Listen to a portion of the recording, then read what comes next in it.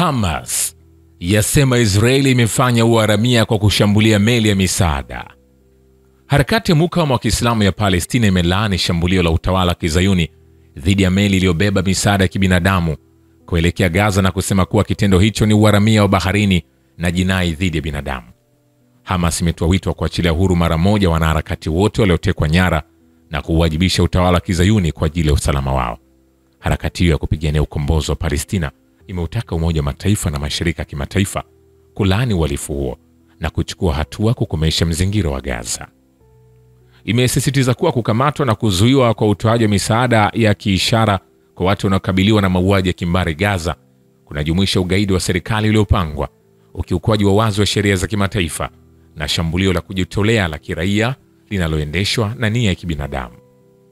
Hatua hiyo imeibua hisia nyingi za kimataifa na inachukuliwa kuwa ni ukiukwaji wa wazi wa sheria za baharini na haki za binadamu. Kuendelea kuzingirwa kwa Gaza na kunyakuliwa kwa misaada ya kibinadamu kumezusha wasiwasi mkubwa kuhusu hali mbaya ya kibinadamu katika eneo hilo. Wanajeshi wa utawala wa Israeli wamewateka nyara wanaharakati waliokuwa ndani ya meli hiyo ya misaada ya kibinadamu Madeleine iliyokuwa ikielekea Gaza Jumapili usiku. Huku hayo yakiarifiwa, mpango mkubwa unaohusisha wafanyakazi wa kujitolea kutoka Afrika Kaskazini unajiandaa kuelekea Palestina kupitia Misri kwa lengo la kuvunja mzingiro wa Israeli dhidi ya Gaza na kutoa msaada muhimu wa kibinadamu kwa watu wa Gaza. Vile vile, kwa nini Israeli ina hasira dhidi ya kutumwa meli ya Madeleine huko Gaza? Katika hali ambayo meli ya Madeleine ilikuwa imebeba misaada ya kibinadamu ilikuwa imekaribia Gaza, majeshi ya Israeli yalishambulia meli hiyo na kuwateka nyara abiria wake na kuzuia misaada hiyo kufika Gaza. Utawala wa Kizayuni umeizingira Gaza tangu mwaka 2007, yaani kwa miaka 18, na unazuia misaada yoyote ya kibinadamu kutumwa kwenye ukanda huu. Baadhi ya wanaharakati wa haki za binadamu wanaopinga na kuhangaishwa na hali mbaya ya kibinadamu huko Gaza wanajaribu kupeleka misaada ya kibinadamu Gaza kwa kuzindua meli za Uhuru Freedom Flotilla kwa harakati mpya kujaribu kuvunja mzingiro wa Gaza na kupeleka misaada kwa wakazi wa eneo hilo. Meli ya urefu wa mita 18 Madeleine ilianza safari yake Juni mosi kutoka bandari ya San Giovanni huko Catania, Sicily nchini Italia. Watu 12 wako ndani ya meli hiyo, wanaharakati 11 na mwandishi habari mmoja. Miongoni mwao ni wanaharakati wa mazingira kutoka Uswidi, Greta Thunberg, mbunge wa bunge la Ulaya mwenye asili ya Kipalestina na Ufaransa, Rima Hassan, Yasmin Yakar kutoka Ujerumani, Baptiste Andre Pasco, Yanis Reva kutoka Ufaransa, Thiago Avila kutoka Brazil, Swabi Odu kutoka Uturuki, Sergio Torbio kutoka Uhispania, Marco Van Rennes kutoka Uholanzi na Omar Faid, mwandishi wa Al Jazeera kutoka Ufaransa. Meli hiyo ilikuwa imesheheni misaada ya dharura inayohitajika kwa haraka na wakazi wa Gaza, ikiwa ni pamoja na maziwa ya watoto wachanga, unga, mchele, nepi, vifaa vya usafi kwa wanawake, vifaa vya kusafisha maji ya bahari, vifaa vya matibabu na vifaa vya watoto walemavu. Wanajeshi wa utawala wa Israeli waliwateka nyara wanaharakati waliokuwa ndani ya meli ya misaada ya kibinadamu ya Madeleine iliyokuwa ikielekea Gaza Jumapili usiku. Kabla ya hapo, Israel Katz, waziri wa vita utawala Kizayuni, alitangaza kuwa jeshi la Israeli lilipewa amri ya kutoruhusu meli hiyo ya Madeleine kufika Gaza. Kuna sababu mbalimbali zilizoifanya Israeli kuizuia meli hiyo kufika Gaza. Moja ya sababu za kwanza ni kwamba jina Madeleine ilipewa meli hii kwa heshima ya Madeleine Collab, mvuvi wa kwanza wa kike wa Kipalestina huko Gaza, jina ambalo linaashiria uvumilivu na mapambano. Kwa hivyo utawala wa Kizayuni una upinzani wa kisiasa na utambulisho wa meli hiyo.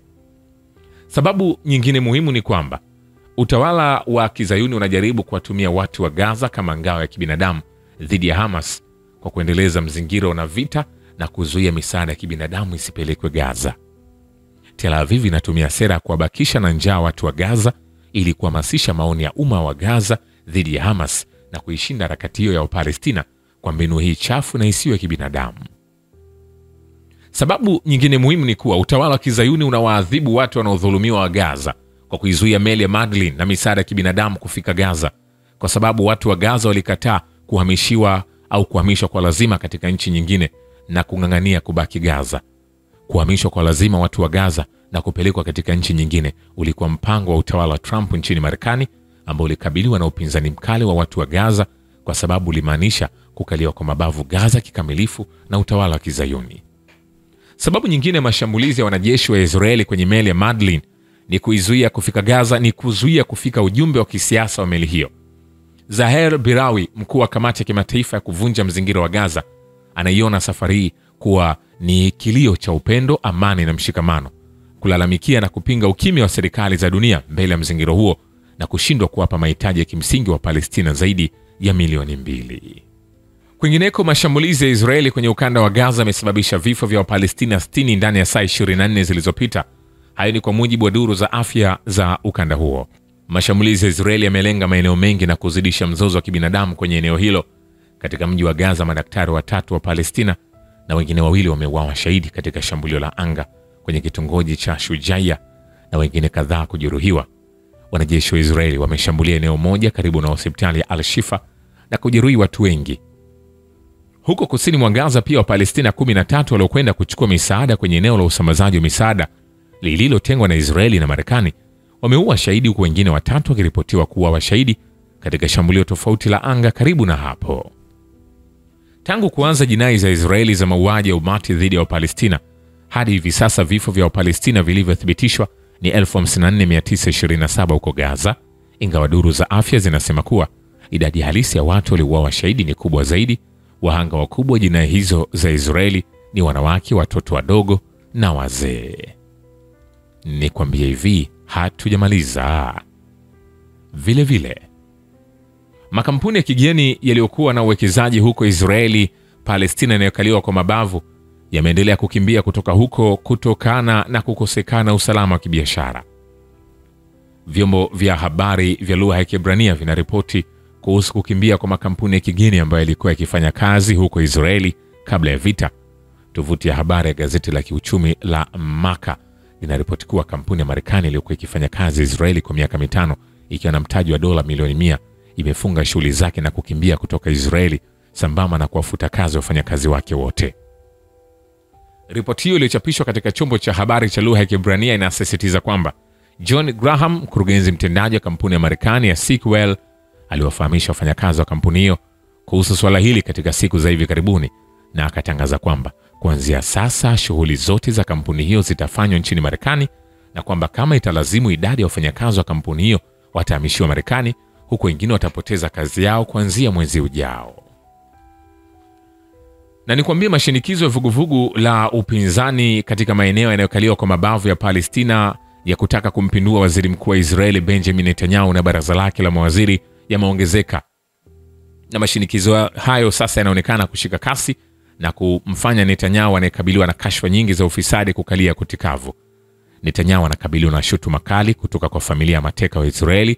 Familia hizo zinamnyosha kidole cha lawama kwa kushindwa kufikia makubaliano ya kumaliza vita na kubadilishana mateka na harakati ya mapambano ya Kiislamu ya Palestina Hamas. Familia hizo zinasisitiza kwamba shinikizo la kijeshi kwa ukanda wa Gaza litasababisha tu vifo vya mateka hao na sio kuachiliwa kwa uhuru. Wazayuni walikusanyika mbele ya makao makuu ya chama tawala cha Likud katika ardhi zinazokaliwa kwa mabavu dhidi ya waziri mkuu wa Israeli Benjamin Netanyahu na utendaji wa baraza lake la mawaziri, wakitaka kufikiwa makubaliano ya kubadilishana mateka na harakati ya Hamas. Gazeti la Kizayuni la Yedioth limeripoti Jumatatu kwamba familia za wafungwa wa Kizayuni na baadhi ya wanaharakati wengine zilifanya maandamano na kukusanyika mbele ya makao makuu ya chama cha Likud mjini Tel Aviv. Washiriki wa maandamano hayo walisikika wakitoa nara dhidi ya Netanyahu na kutoa mwito kufikiwa haraka iwezekanavyo makubaliano ya kubadilishana mateka. Na nikwambie, kamati ya kimataifa msalaba mwekundu ICRC imeonya kuwa mfumo wa huduma za afya kwenye ukanda wa Gaza ni dhaifu sana wakati huu ambapo vita vya Israeli vinaendelea kwenye eneo hilo lililozingirwa. Shirika hilo linasema katika taarifa kwamba hospitali za eneo hilo zinahitaji ulinzi wa haraka na kuimarishwa wakati huu ambapo Israeli inaendelea kushambulia na kulizingira eneo hilo. Shirika hilo limesema katika taarifa kwamba hospitali za eneo hilo zinahitaji ulinzi. Taarifa ya ICRC imeongeza kuwa mfumo huo unakabiliwa na mashinikizo yanayoongezeka kutokana na kuongezeka kwa viwango vya majeruhi wa mashambulizi ya Israeli katika vituo vya misaada.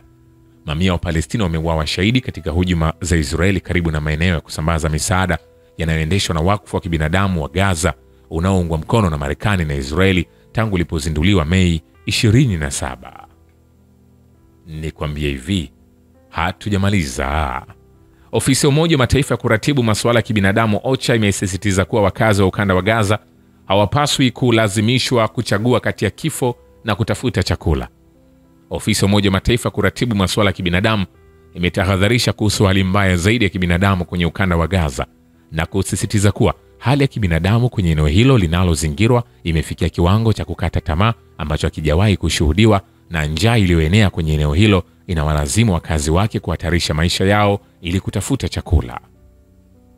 Ni kutokana na hali hiyo ndio maana OCHA imesema kuwa wakazi wa Gaza hivi sasa wanalazimika kuchagua baina ya kufa kwa njaa au kwa risasi. Farhan Haq, naibu msemaji wa katibu wa Umoja wa Mataifa, huku akirejelea haja ya kuwalinda raia katika hali zote, alisema hakuna mtu popote pale anapaswa kulazimishwa kuchagua kati ya kupata chakula kwa familia yake na kuhatarisha maisha yake.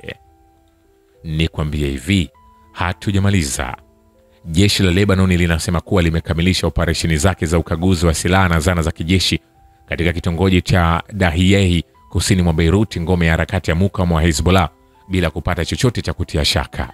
Vilevile, Baraza Kuu la Usalama wa Taifa la Iran limeonya kuwa Jamhuri ya Kiislamu itavishambulia vituo vya siri vya nyuklia vya Israeli iwapo utawala huo utafanya kitendo chochote cha uchokozi dhidi ya taifa hilo. Katika taarifa yake, baraza hilo limesema kuwa operesheni ngumu ya kiintelijensia ya majeshi ya Iran na mafanikio yao makubwa ni sehemu kuu ya mpango mahiri na vitendo vya siri vya mfumo mtukufu wa Kiislamu mbele ya propaganda za maadui.